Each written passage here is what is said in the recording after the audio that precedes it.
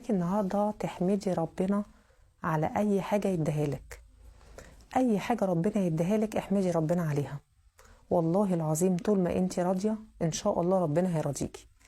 واوعي تفكري ان الحياه كلها فلوس، ولا ان انا عشان خاطر انا معايا فلوس يبقى خلاص كده الدنيا وما فيها. لا والله العظيم، الصحه اهم من الفلوس، راحه البال اهم من الفلوس، اللي انت تكوني سعيده اهم من الفلوس.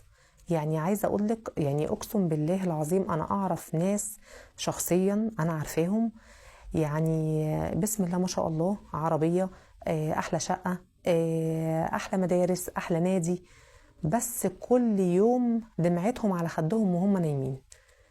يقولوا لي انا والله العظيم قلبي مكسور، يعني عندي كل حاجه بس قلبي مكسور، انا معرفش انا فيا ايه. هتقولي لي بقى حسد؟ لا ده هم محسودين، ده هم كده. عايزه اقولك ان مفيش حد هياخد كل حاجه، فانتي احمدي ربنا طول ما انتي عندك الصحه وعيالك ربنا محافظ عليهم واعطيهم الصحه.